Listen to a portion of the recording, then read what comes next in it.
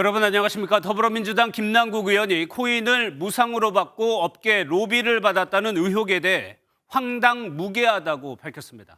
거래 내역이 투명하게 공개돼 있는 데다 결과적으로 엄청난 손해를 봐서 불법 로비일 수 없다는 주장입니다. 내일 민주당 의원총회에서 진상조사단의 중간조사 결과가 나올 거라는 전망도 나오고 있습니다. 첫 소식 심가영 기자가 보도합니다. 에어드롭 방식으로 코인을 무상으로 지급받고 게임업계에 로비를 받았다는 의혹에 휩싸인 더불어민주당 김남국 의원. 페이스북을 통해 의혹 제기 자체가 황당무계하다고 강하게 반박했습니다. 에어드롭은 클레이 스왑이라는 예치 서비스를 통하는데 화폐 입출 내역이 전부 투명하게 공개돼 있다는 게 김 의원의 설명입니다. 또 투자 결과 엄청난 손해를 봤는데도 황당한 기사가 쏟아지고 있다며 관련한 오보의 법적 대응을 예고했습니다. 외부에서 들어온 거다라고 하면 현금이 뭉치 돈으로 ATM이나 창구를 통해서 들어와야 되고 하늘에서 떨어진 돈, 불로 들어온 돈도 하나도 없다라고 말씀드린 거고. 이번 의혹은 민주당이 자체 조사를 위해 꾸린 진상조사단 현황 보고 자리에서 거론됐습니다. 김 의원은 진상조사단에 에어드롭에 대해 의원 신분이 아닌 투자자로서 조건을 충족해 받은 것이라 문제가 없다고 해명한 것으로 알려졌습니다. 진상조사단은 내일 열리는 쇄신 의총에서 이번 의혹의 중간조사 결과를 공유할 전망입니다. MBN 뉴스 심가현입니다. 하지만 국민의힘은 100억 원대 코인 비리라며 김남국 의원의 의원직 사퇴를 압박했습니다. 김 의원과 게임산업진흥법을 공동 발의한 전용기 의원은 입법 로비 의혹에 대해서 억측이라고 반박했습니다. 노태영 기자의 보도 보시고 뉴스 추적으로 이어가겠습니다. 국민의힘은 김남국 더불어민주당 의원이 의원직을 사퇴해야 한다고 강하게 압박했습니다. 김기현 대표는 SNS를 통해 가난 코스프레로 청년을 기만하며 재산을 로또처럼 불리기 위해 돈 버는 게임을 합법화하는 법안을 발의했다고 주장했습니다. 송영길 전 대표의 돈봉투 의혹에 이어 100억 원대 코인 비리까지 민주당의 무너진 도덕성을 그대로 보여주는 사건이라고 꼬집었습니다. 김남국 코인 게이트의 참상은 땅에 떨어진 공직자의 윤리와 집단적 도덕 불감증에 걸린 민주당의 현 모습입니다. 장동영 원내대변인도 논평을 통해 불법이 없는 척, 투명한 척 했지만 검은 코인들이 쏟아져 나오고 있다며 척척박사 김 의원의 코인 투기 백서가 나올 판이라고 비꼬았습니다. 민주당은 당 차원의 진상조사와 윤리감찰이 시작된 만큼 김 의원 관련 논평을 내지 않고 침묵을 이어갔습니다. 다만 게임업계의 입법 로비 의혹으로까지 이어지는 건 억측이고 명백한 허위 사실이라고 일축했습니다. 김 의원과 게임산업진흥법을 공동 발의한 전용기 의원은 법안 내용은 가상화폐의 이익을 도모할 수 있는 P2E와는 전혀 다른 내용이라고 설명했습니다. MBN 뉴스 노태현입니다.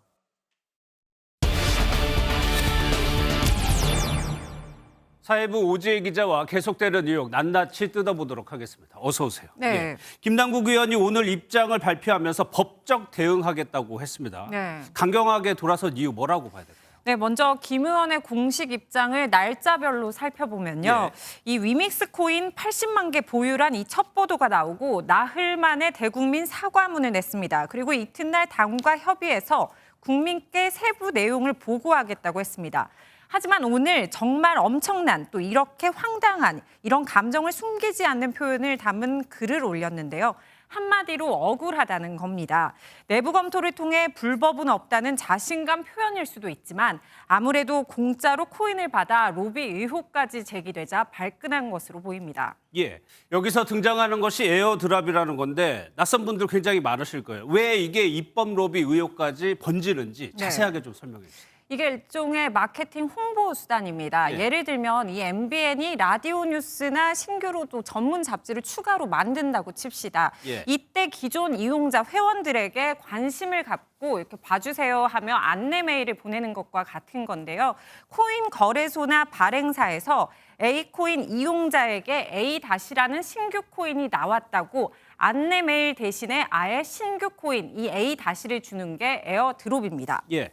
여기서 주목할 부분이 이 에어드롭이라는 게 받는 코인의 양이 누구나 다 똑같이 받는 게 아니라는 거잖아요. 네, 맞습니다. 첫 번째로 쉽게 우리가 앱테크 하면서 걷기만 해도 뭐 10원, 20원 받는 게 맞아요. 있지 않습니까? 이때 코인 이용자 모두가 똑같이 받지만 좀 액수가 작죠. 이런 방식도 있고요. 반면 기존 코인 보유량에 따라 주거나 어떤 특정 서비스를 이용하면 보상을 주는 방식으로 신규 코인을 줄 수도 있습니다. 대부분의 전문가들은 김 의원의 에어드롭 이 수령 방식은 문제가 없다는 입장인데요. 한번 들어보시겠습니다. 김남국 의원의 해명의 골자는 공짜로 받은 게 아니다. 이게 내가 뭔가 어떤 조건을 맞춰서 그러니까 합의하에 그 행위를 한 사람 다 받았다는 거예요. 네, 다만 에어드롭 받은 이 코인 종류가 중요한 게 0.1달러였다가 갑자기 상장 또는 유명세를 타면서 10달러, 20달러로 급등할 수 있거든요. 그래서 김 의원이 에어드롭으로 받았다는 그 코인 종류가 관심인 겁니다. 예, 국민들이 조금 답답해하는 것이 이렇게 콕 집어가지고 김 의원이 해명을 해주면 좋을 텐데 좀 모호하게 해명이 좀 반복되다 보니까 오히려 의혹을 더 키우는 거 아니냐 이런 지적도 나오더라고요. 네, 맞습니다. 현재 김 의원의 코인 투자를 둘러싼 의혹은 두 가지 정도입니다. 어디서 온 돈인가, 또 코인 거래할 때 내부 정보나 로비가 정말 있었느냐 이 문제인데요. 김 의원의 해명대로 이게 불법이 아니라면 주식 매도 내역과 가상지갑 거래 내역을 모두 공개하면 된다는 게 김웅 국민의힘 의원뿐 아니라 전문가들의 공통된 의견입니다. 이 밖에도 코인 이자 장사, 디파이, 중개소, LP 역할 이런 말들이 계속 나오면서 거의 꾼 수준이다 이런 이야기가 나오고 있는데요. 김 의원이 의정 활동을 하면서 혼자서 이걸 과연 가능했을까 이 코인 투자 하는 의문이 제기됐는데 김 의원이 해명해야 할 대목으로 보입니다. 알겠습니다. 잘 들었습니다. 지금까지 오지혜 기자였습니다. 양부남 더불어민주당 법률위원장이 최근 두 차례 경찰 소환 조사를 받은 걸로 확인됐습니다. 온라인 도박 사이트 업자들로부터 사건을 무마해달라는 청탁을 받았다는 의혹인데 경찰은 조만간 양 위원장 등을 검찰로 넘길 예정입니다. 백길종 기자가 보도합니다. 서울경찰청 반부패 공공범죄수사대가 지난 10일 변호사법 위반 혐의를 받는 양부남 민주당 법률위원장을 불러 12시간 동안 조사했습니다. 지난달 말 첫 번째 소환 조사 이후 두 번째입니다. 양 위원장은 부산 고검장에서 물러난 직후인 2020년 11월 당시 수사를 받고 있던 온라인 도박 사이트 업자들의 사건을 수임했습니다. 업자들은 먼저 선임한 A 변호사와 사무장에게 우리한테까지 수사가 진행되지 않게 해달라, 이미 구속된 동업자들도 선처받을 수 있게 해달라고 요구했는데 해당 사무장이 양 위원장에게도 사건을 맡아달라 요청한 것으로 알려졌습니다. 경찰은 총 2억 8천만 원의 수임료 가운데 9,900만 원이 양 위원장에게 건네진 정황을 파악했는데 이 금액이 정상적 수임료가 아닌 수사 무마 청탁의 대가로 보고 있습니다. 지난 3월 양 위원장 사무실을 압수수색한 경찰은 수임 계약서를 찾고 A 변호사와 업자 사이에 오간 통화 녹취 파일을 분석한 것으로 알려졌습니다. 이번 소환에선 해당 사무장과 양 위원장의 대질 신문도 이뤄졌는데 양 위원장은 청탁 내용은 있지만 거절했다고 반박한 것으로 전해졌습니다. 양 위원장은 조사 내용을 묻는 질문에 답을 하지 않았습니다. 경찰은 양 위원장 등 3명의 혐의가 인정된다고 보고 조만간 사건을 검찰에 넘길 예정입니다. MBN 뉴스 백길종입니다. 어제 윤석열 대통령은 21대 국회 후반기 국회의장단과 만찬을 했습니다. 이 자리에서 김진표 의장이 여야 원내대표와의 만남을 제안했는데 윤 대통령이 수용했죠. 때문에 아직 한 차례도 영수회담을 갖지 않은 윤 대통령이 이재명 대표를 건너뛰고 야당 원내대표와 만나게 되는 건 아닌지 관심이 쏠리고 있습니다. 이병주 기자입니다. 윤석열 대통령이 취임 후 여전히 제1야당인 더불어민주당 대표를 따로 만나지 않은 가운데 대표보다 급을 낮춘 민주당 지도부와 만날 가능성이 높아졌습니다. 어제 대통령과 국회의장단 만찬에서 나온 여야 원내대표를 만나달라는 제안을 윤 대통령이 직접 받아들인 겁니다.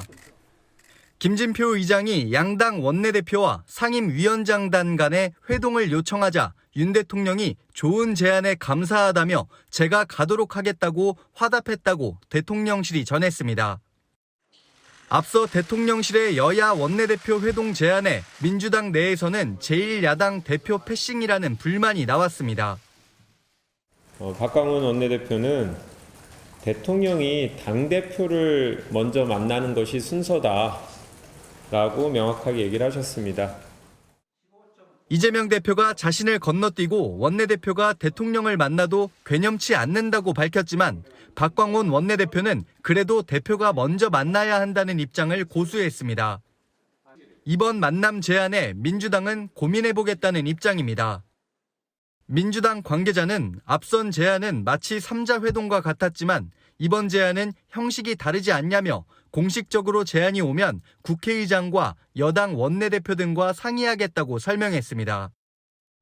어제 의장단 만찬에서는 국회와의 회동 제안뿐 아니라 윤 대통령이 최근에 한미, 한일 정상회담 성과를 공유하고 2년차 국정 운영을 위한 국회의 협조를 당부한 것으로 알려졌습니다. MBN 뉴스 이병주입니다.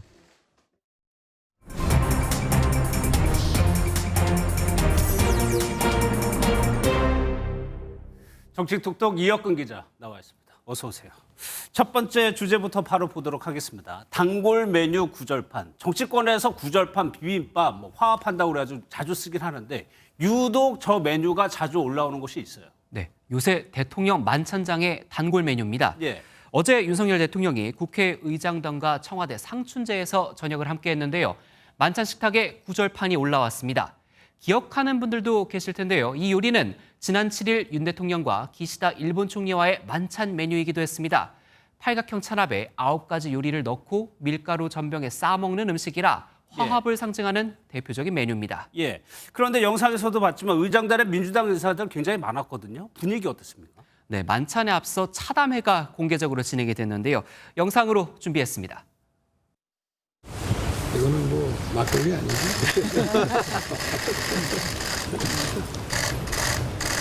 카메라가 있으니까 이것도 건배를 해야 되나? 날씨가 너무 좋으니까 글쎄. 이때가 좋고 가을이 좋고 겨울 눈 왔을 때가 좋고 다 좋네 그러면. 이광재 사무총장은 앞서 노무현 정부 때 청와대 국정상황실장을 지냈습니다. 그렇죠. 네, 다음 주제로 넘어가도록 하겠습니다. 이번 주 온오프상에서 굉장히 논란이 됐었죠. 참여연대와 설전. 저희가 음영으로 표시를 했는데 누구와 설전을 벌인 겁니까? 네, 한동훈 법무부 장관입니다. 예. 사흘 전 참여연대가 대통령실 앞에서 한 장관이 퇴출 1순위라고 주장을 했는데요. 한 장관은 누구든 의견을 주장할 수는 있지만 왜 특정 진영을 대변하는 정치단체가 중립적인 시민단체인 척하는지 모르겠다며 불편한 심기를 내비쳤습니다. 예. 한동훈 장관 화법의 특징이 이렇게 반문하는 건데 여기에 대해서 참여연대가 어떻게 대응했어요? 네, 야권에서 한동훈 장관의 화법을 많이 따라하곤 했는데요. 예. 참여연대도 비슷한 반응을 보였습니다.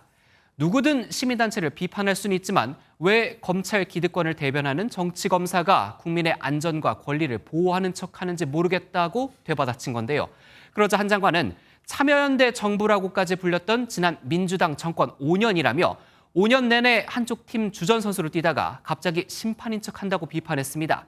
참여연대 역시 지난 25년간 어떤 정권에서도 정부 보조금 없이 독립적으로 활동해왔다며 물러서지 않았습니다. 예, 이 참여연대와 한 장관의 말싸움이 사흘에 걸쳐 이어졌으니까 어제까지도 계속된 겁니다.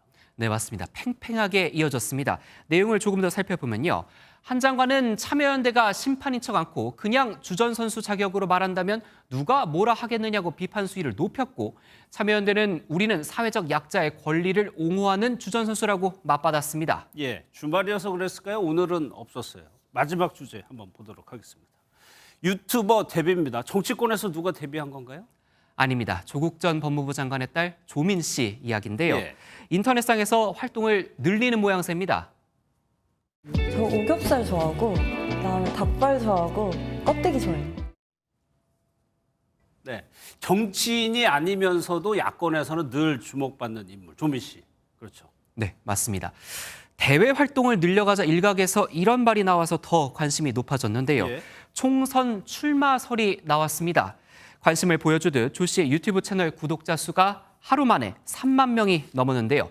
다만 조 씨는 정치 입문에 대해 생각해 본 적도 없다. 이런 기사가 반복해서 나는 것에 피로감을 느낀다고 밝혔습니다. 알겠습니다. 잘 들었습니다. 정치톡톡 이혁근 기자였습니다. 인천에서 태어난 지 60일 된 남자아이가 아동학대를 당한 것 같다는 신고가 접수됐는데요. 아이는 뇌출혈이 있고 갈비뼈 일부도 부러진 상태였습니다. 경찰은 아동학대 혐의로 아이의 30대 부모를 조사하고 있습니다. 정주영 기자입니다. 어제 오전 인천의 한 병원 의료진이 112에 아동학대 의심 신고를 했습니다. 병원에 찾아온 생후 60일 된 남자아이가 뇌출혈 증상을 보이고 갈비뼈 일부도 부러져 있어 학대가 의심된다는 내용이었습니다. 생명엔 지장이 없지만 앞으로 아이에게 장애 가능성도 있다고 판단한 것으로 알려졌습니다. 외력에 따른 손상 등 아동학대 가능성을 의심한 경찰은 아이의 30대 부부를 불러 조사했습니다. 아이 아버지는 경찰 조사에서 아이를 안고 있다가 거칠게 내려놓은 것은 맞다면서도 뇌출혈과 갈비뼈 골절의 이유는 모르겠다고 진술한 것으로 파악됐습니다. 지금 현재 이제 수사도 어제 시작하고 수사 초기라서 이 사람들 추가 조사를 해야 될 사안이고. 아이와 관련해 과거에 접수된 학대 의심 신고는 없었습니다. 경찰은 부부를 다시 불러 정확한 사건 경위를 조사한 뒤 입건 여부를 결정할 방침입니다. MBN 뉴스 정주영입니다. 지난달 28일 부산의 한 초등학교 인근 도로에서 지게차에서 떨어진 대형 화물에 치여 초등학생이 숨지는 사고가 있었는데요. 무면허로 지게차를 운전한 업체 대표가 구속됐습니다. 경기 양주시에선 아파트 단지 내 야시장에서 운영하던 놀이기구 미니바이킹에 4살 아이가 치여 두개골이 골절됐습니다. 주말 사건 사고 소식 안진우 기자입니다. 지게차에서 떨어진 대형 원통이 도로를 따라 굴러갑니다. 1.5톤짜리 화물은 안전펜스를 뚫고 등굣길 아이들을 덮쳤습니다. 이 사고로 초등학교 3학년 10살 황혜서 양이 목숨을 잃었습니다. 예서가 그대로 있는 것 같고, 그래서 지금 그냥 집사람하고는 해외 여행 갔다 하나 그냥 혼자 보냈다, 그렇게 지금 생각하자. 수사에 나선 경찰은 지게차를 운전한 70대 업체 대표가 무면허인 것을 확인하고 업무상 과실치사상 등의 혐의로 구속했습니다. 경기 양주시의 한 아파트 단지 안에서 운영 중이던 미니바이킹입니다. 지난달 19일 4살 아이가 미니바이킹 하부의 이마를 찍혀 두개골 골절과 뇌출혈 진단을 받았습니다. 경찰은 운영업체의 안전관리 책임 문제 등을 조사하고 있습니다. 건물 2층에서 희뿌연 연기가 피어오르고 소방대원이 내부 진입을 시도합니다. 부산 기장군의 한 건물에서 불이 난 건 오늘 새벽 0시 1분쯤. 불은 20여 분 만에 꺼졌고 다행히 인명피해는 없었습니다. 소방당국은 정기적 요인으로 멀티 콘센트에서 불이 시작된 것으로 보고 정확한 화재 원인을 조사하고 있습니다. MBN 뉴스 안진우입니다. 최근 야외 활동이 늘고 마스크 착용 의무까지 사라지면서 병원마다 호흡기 환자들로 북적이고 있습니다. 특히 이맘때면 잦아들던 독감 의심 환자도 이례적으로 7주째 증가세를 보이고 있습니다. 보도에 최동희 기자입니다. 수도권의 한 병원. 진료를 쉬는 병원 점심시간인데도 환자들의 발길이 끊이지 않습니다. 대부분 기침이나 콧물, 발열 등의 증상을 호소합니다. 한 달 정도 걸렸다가 다 나았는데 다시 저희 다 비염 증상처럼 비염인지 감기인지 어려울 정도로. 호흡기 환자는 환절기인 이맘때 늘어납니다. 하지만 올 들어 병원을 찾는 환자는 지난해보다 2배 정도 늘었습니다. 특히 독감 유행이 심상치 않습니다. 실제로 외래 환자 1000명당 독감 의심 환자는 23.7명으로 유행 기준인 4.9명의 5배에 달하고 증가세도 7주째 이어지고 있습니다. 겨울에 크게 유행하다 3월이 지나면 잦아들던 평년과는 다른 양상입니다. 예년에 비해서는 확실히 좀 독감이 지속세가 좀 연장되는 느낌이 있고요. 이게 지난 한 3년간 마스크를 좀 오랫동안 쓰시면서 좀 기존 이 병원균에 대한 면역이 좀 저하된 부분들이 분명히. 또 현재 유행 중인 독감이나 일반 감기 외에도 이른바 눈꽃감기라고 불리는 아데노바이러스, 리노바이러스 등 7, 8가지 종류의 다양한 호흡기 감염병이 복합적으로 나타나고 있습니다. 전문가들은 손 씻기 등 개인위생 관리를 철저히 하고 이상 증세가 있을 경우 즉시 의료기관을 방문해달라고 당부했습니다. MBN 뉴스 최동입니다. 날이 더워지면서 바닷가 찾는 분들 많으시죠? 특히 갯벌에서 수산물을 캐는 해루질이 인기인데요. 일부 관광객들이 사용이 금지된 일명 빠라뽕으로 불리는 도구를 이용해 갯벌의 개불을 마구잡이로 잡고 있습니다. 갯벌 생태계 훼손이 우려될 정도라고 하는데요. 강세훈 기자가 취재했습니다. 바닷물이 빠진 서해안의 한 갯벌. 관광객들이 조개 등 수산물을 채취하는 이른바 해루질을 하고 있습니다. 그런데 한 남성이 쇠파이프 같은 기다란 도구로 펌프질을 합니다. 갯벌에 숨어있는 개불을 잡는 겁니다. 한 3시간이면 한 300마리 잡아요. 너무 간단해, 그래. 남성이 손에 든 것은 일명 빠라뽕으로 불리는 개불을 잡는 도구입니다. 갯벌에 넣고 잡아당기기만 하면 개불이 딸려 나옵니다. 하지만 사용이 금지된 불법 도구입니다.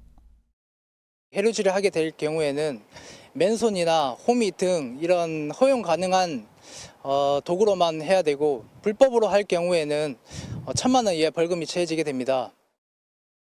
사용자는 물론 판매자도 처벌을 받는데 인터넷상에서 버젓이 판매되고 있습니다. 마구잡이로 개불을 채취하면서 생계를 이어가는 어민들은 속이 탑니다. 동화 능력이 탁월한데 불법 채취로 인해서 생태계가 많이. 해경은 바닷가를 찾는 사람들이 늘어남에 따라 집중 단속에 들어갔습니다. MBN 뉴스 강세훈입니다.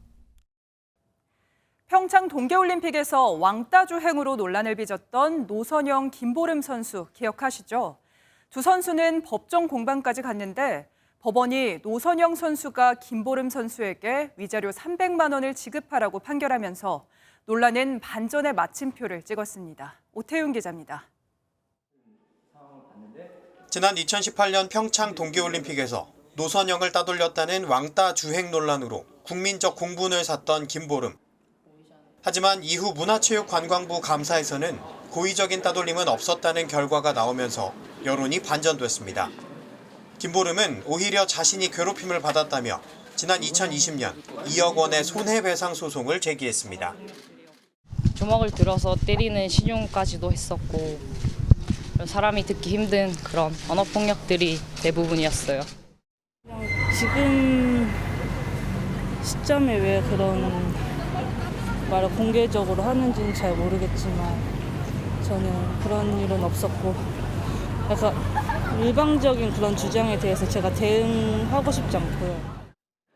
1심 재판부는 노선영이 폭언한 사실을 인정해 김보름의 손을 들어줬습니다. 2심은 빙상연맹, 코치, 감독 등 어른들의 잘못으로 선수들이 고통받는 소송이라며 강제 조정을 결정했지만 합의하지 못했고 1심이 유지됐습니다. 이후 두 선수 모두 항소심 선고 후 기한 내에 상고하지 않으면서 왕따 주행 논란은 2년 반 만에 김보름의 일부 승소로 종지부를 찍었습니다. MBN 뉴스 오태윤입니다. 한국과 일본이 후쿠시마 원전 오염수 시찰을 두고 12시간 동안 마라톤 협의를 벌였습니다. 합의된 내용은 시찰단의 방일 기간을 나흘로 하기로 한 것, 나머지는 미정입니다. 핵심이라고 할 수 있는 시찰단의 활동 범위나 제공받을 정보 같은 건 정하지 못했습니다. 안병수 기자입니다. 한일 국장급 실무진이 참석한 후쿠시마 원자력발전소 오염수 시찰단 협의는 오늘 새벽 2시에 종료됐습니다. 애초 4시간에서 5시간 진행될 것으로 예상됐지만 12시간 동안 마라톤 협의가 이루어진 겁니다. 양측은 우선 한국 전문가 시찰단의 일본 방문을 나흘 일정으로 진행하기로 합의했습니다. 이달 23일과 24일을 포함한 3박 4일간 진행될 것으로 보입니다. 하지만 시찰단이 방문할 시설의 구체적 항목과 제공받을 정보 등 세부 사항은 조율이 마무리되지 않아 추가 협의를 갖기로 했습니다. 우리 정부는 시찰에서 오염수 방류의 안전성을 직접 검증하겠다는 입장이지만 과학적 안전성이 검증되지 않은 오염수의 일방적 방출은 분명히 반대한다는 입장입니다. 일본은 국장급 협의를 설명회라며 격을 낮추는 등 한국의 독자 검증에 반감을 보이고 있습니다. 정치권은 엇갈린 반응을 내놨습니다. 민주당은 오염수 방류의 정당성만 더해주는 파견이라며 즉각 철회하라고 비판한 반면 국민의힘은 정부가 실효성 있는 현장 방문을 위해 노력했다고 평가했습니다. MBN 뉴스 안병수입니다. 미국 국경을 넘은 불법 입국자를 적발 즉시 추방하는 정책이 폐지됐습니다. 이 정책이 폐지된 첫날 이민자 수만 명이 미국 입국에 희망을 품고 접경지대로 몰렸습니다. 당장 쫓겨나지 않으니까 불법으로 입국해서 망명 신청을 하려는 겁니다. 보도에 배준우 기자입니다. 미국 내 불법 체류자를 즉시 추방하는 42호 정책이 종료된 첫날, 멕시코와 맞닿아 있는 미국 텍사스 남부 국경 지역엔 수백 명이 길게 줄을 섰습니다. 이민 신청자들이 대거 몰리면서 온라인 입국 신청이 하늘의 별 따기가 되자 일단 불법 입국한 뒤 국경 순찰대에 자수하려는 행렬입니다. 수용시설에 들어가 망명 절차를 밟겠다는 겁니다. Lo que se de la CBP es que de 100 personas salen 5 citas. Eso motivó a que la gente corra la frontera y entregase. ¿Por qué? Porque pasan el tiempo aquí y nos damos cuenta de que la CBP 42호 정책 대신 시행되는 8호 정책은 온라인으로 입국 신청을 해야 하며 미국 내 후원자도 필요합니다. 또한 불법 체류자라도 망명 절차 중에 미국 내 체류를 보장하다 보니 국경지대로 수만 명의 이민자들이 몰리고 있습니다. 미 당국은 국경 순찰대원을 대거 추가하고 이민 절차를 밟지 않으면 추방하겠다며 강경 대응에 나섰습니다.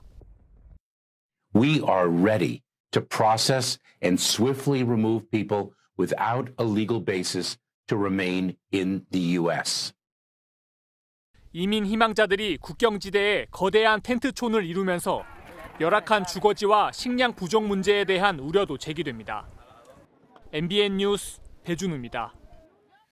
바이든 행정부는 이 강제 추방 정책을 폐지하겠다고 밝혀왔지만 코로나와 겹치면서 결국 이제야 실현됐습니다. 그 사이 폭염으로 트레일러 안에서 숨지기도 하는 등 미국 땅을 밟으려는 이민자들의 비극이 잇따랐습니다. 이어서 정수정 기자입니다.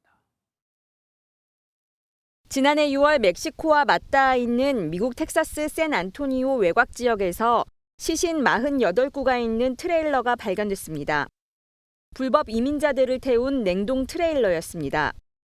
당시 기온이 40도를 웃돌았지만 에어컨은 작동하지 않았고 먹을 물조차 없었습니다. That we saw were hot to the touch. They were suffering from heat stroke, heat exhaustion, no signs of water in the vehicle. 지난 2021년에는 미 국경 순찰대원이 말고삐를 채찍처럼 휘두르며 IT 이민자들을 쫓는 모습이 공개돼 논란이 일기도 했습니다. 국경으로 이민자들이 몰려들며 멕시코 이민자 수용소도 사실상 포화 상태입니다. 급기야 지난 3월 멕시코 국경 이민자 수용시설에서 추방된 사람들이 항의하는 과정에서 불이 나 39명이 숨지는 사고까지 발생했습니다. Y por más que nos vean así como ilegales o indocumentados, somos seres humanos también que sentimos. Mira lo que pasó. Creo que no hay personas que están heridas ahí. 반복되는 국경의 비극. 이를 방치한 미국의 책임론도 불거지고 있습니다. MBN 뉴스 정수정입니다. 2년 전 고점을 찍었던 전셋값이 크게 떨어지고 있습니다. 10채 중 6채는 계약 시점보다 전셋값이 떨어졌습니다. 이런 하락세가 하반기에 더 심해질 것으로 보여 전세금을 돌려줘야 하는 집주인이나 돌려받아야 하는 세입자나 걱정이 큽니다. 최윤영 기자가 취재했습니다. 지난 2020년과 21년 전셋값 급등에 전세 구하기에 줄을 서고 계약금부터 넣는 진풍경이 펼쳐졌습니다. 2년 전세 계약이 끝난 올해는 정반대입니다. 서울 송파의 이 아파트는 2년 전 최고 14억 원까지 치솟았던 전셋값이 지금은 9억 원대로 떨어졌고 마포의 이 단지도 3억 원씩, 종로도 1억 원씩 전셋값이 내렸습니다. 전셋값 하락은 계속됐고 집주인들은 최대 수억 원씩 전세 보증금을 메워줘야 하는 상황이 됐습니다. 세입자들은 보증금을 제때 돌려받을 수 있을까 걱정입니다. 임대인한테 돈을 내주실 걱정을 하시는 거고 임차인은 받아서 가야 되는 입장이니까 세입자로 계시는 분들은 다 같이 걱정이 되시겠죠. 하반기에 역전세난이 더 심해질 것으로 우려됩니다. 전셋값 정점 시기인 2021년 6월부터 10달간 서울 아파트 신규 계약은 5만 건이 넘는데 다음 달부터 매달 5천 건 이상 계약 만기가 돌아오기 때문입니다. 전세금 반환이 원활하도록 선제적인 정책이 필요하다는 주장도 나옵니다. 전세 보증금이 하락하는 경우에 그 하락된 차액만큼 임대인에게 대출 제도를 도입한다면 임차인도 보호하고 임대인도 보호하지 않겠나. 단 주택가격 이하일 경우에 적용해야 합니다. 1분기 금융권의 전세 반환 퇴거금 자금 대출 잔액은 17조 원으로 21년 말 15조 원에 비해 증가했지만 각종 규제로 대출받기가 쉽지는 않다는 지적입니다. MBN 뉴스 최인영입니다. 주한미군 기지에서 공원으로 탈바꿈한 용산 어린이 정원이 이번엔 오케스트라 무대로 변신했습니다. 꿈과 희망을 연주한 어린이 단원들도 또 공연을 즐긴 어린이 관객들도 모두 행복했던 현장을 정설민 기자가 다녀왔습니다. 120년간 금단의 땅이었던 용산 어린이 정원. 클래식 음악부터 영화 어벤져스, 디즈니 만화 노래까지. 다채로운 오케스트라 선율이 울려 퍼집니다. 마음이 가라앉히고 푸릇푸릇해지는 것 같았어요. 마음이. 무대에 온 거 오늘이 첫 번째인 것 같아요. 이번 무대는 통영과 오산에서 음악을 통해 꿈을 키워가는 꿈의 오케스트라 친구들에 의해 꾸며졌습니다. 발달 장애인들로 구성된 은하수 타악기 앙상블도 함께 희망의 메시지를 전했습니다. 미국 기지였다는 거 처음 알았거든요. 와 진짜 갑자기 더 잘하고 싶네요. 한 놀이공원에서는 모두 100팀의 가족이 모여 요리 실력을 뽐냈습니다. 외국인 가족들도 참여해 색다른 레시피를 선보였습니다. We decided to make Mexican, so we wanted to do something different. 가정의 달을 맞아 어린이들의 꿈과 희망을 응원하는 다양한 행사가 잇따르고 있습니다. MBN 뉴스 정설민입니다. 윤석열 대통령이 미국 국빈 방문 당시 6.25 전사자의 유해 발굴 노력을 멈추지 않겠다고 약속했죠. 지금 이 순간에도 땅속에 잠든 전우를 찾기 위한 장병들의 노력은 계속되고 있는데요. 정확한 신원을 확인하려면 유족들의 DNA 시료 채취 참여가 절실하다고 합니다. 비무장지대 유해 발굴 현장에 다녀온 권용범 기자가 전해드립니다. 이 고지의 주인이 몇 번이나 바뀌었을 것 같냐?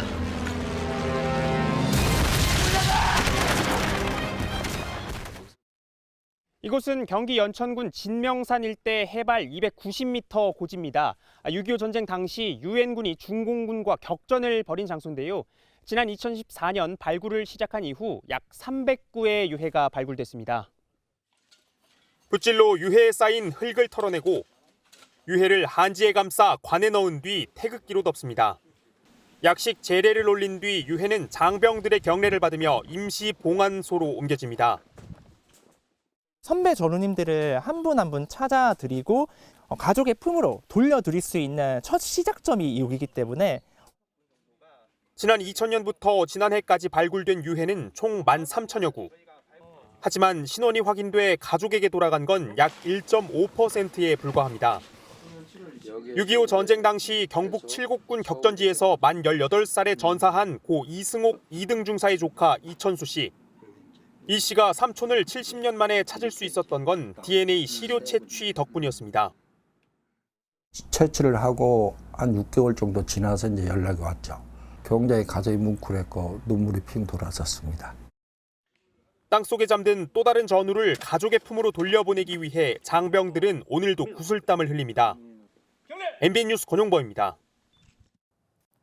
아름다운 제주 바다. 하지만 지구온난화로 해조류가 사라지면서 이곳 역시 한때 황폐화됐었는데요.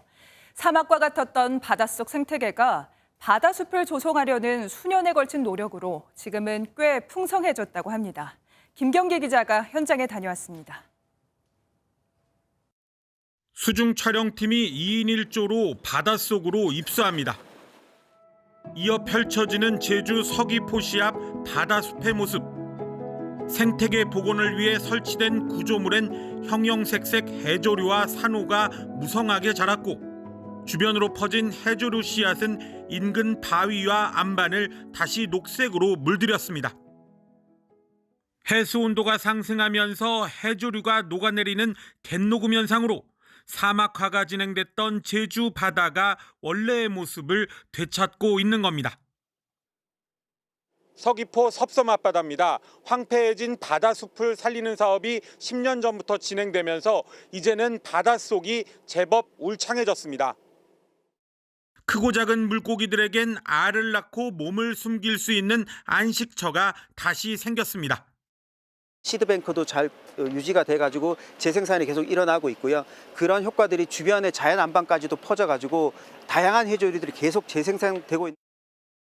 바다숲을 되살리려는 노력으로 사막화된 바다는 5년 전보다 9% 가까이 줄어든 상황. 하지만 여전히 매년 전국적으로 여의도 면적의 4배에 달하는 바다숲이 사라지고 있습니다. 2022년까지 한 여의도 100배 면적의 바다숲을 조성을 했고 또 2030년까지 한 그 정도 면적의 규모의 바다숲을 조성해 나갈 그럴 계획으로. 정부는 해조류가 이산화탄소를 흡수 저장해 탄소 중립에도 기여하는 만큼 바다숲 조성에 박차를 가할 계획입니다. MBN 뉴스 김경입니다. 오늘 대기 불안정으로 인해 내륙 곳곳에는 한때 소나기가 내렸습니다. 내일도 따뜻한 날씨 속에 많은 지역에서 소나기 구름이 발달하겠는데요. 오후부터 저녁 사이 경기 동부와 강원, 충청 이남 내륙에 5에서 30mm의 소나기가 지나겠고요. 벼락과 돌풍을 동반하거나 우박이 떨어지는 곳도 있겠습니다. 날은 갈수록 더 더워지겠습니다. 내일 서울의 낮 기온 24도로 오늘과 비슷하겠지만 다음 주 화요일에는 30도 안팎까지 오르면서 때이른 더위가 기승을 부리겠습니다. 오늘 밤부터 내일 아침 사이에는 서해안과 내륙을 중심으로 짙은 안개가 예상돼 교통안전에 유의하셔야겠고요. 내일도 오후에는 전국 대부분 지역의 오존 농도가 짙게 나타나겠습니다. 또 밤사이 경기 북부와 강원 북부에는 빗방울이 떨어지는 곳이 있겠고요. 내일은 전국 하늘에 가끔 구름만 지나면서 자외선 지수가 높게 나타나겠습니다. 지역별 내일 기온입니다. 중부지방 서울의 아침 기온 13도로 오늘과 비슷하겠고 한낮의 내륙은 대부분 25도 안팎까지 오르겠습니다. 남부지방도 한낮에 광주 26도, 대구는 27도까지 오르면서 오늘보다 높겠고요. 전국적으로 일교차가 크게 벌어지겠습니다. 다음 주 내내 낮더위가 이어지겠고 대체로 맑은 날이 많겠습니다. 내셨습니다. 오늘 영상 속으로는 정동심곡 바다 부채길의 모습입니다. 맑고 시원한 풍경 보시면서 마음 편안한 밤 보내시기 바랍니다. MBN 뉴스센터 마칩니다. 함께해 주신 여러분 고맙습니다.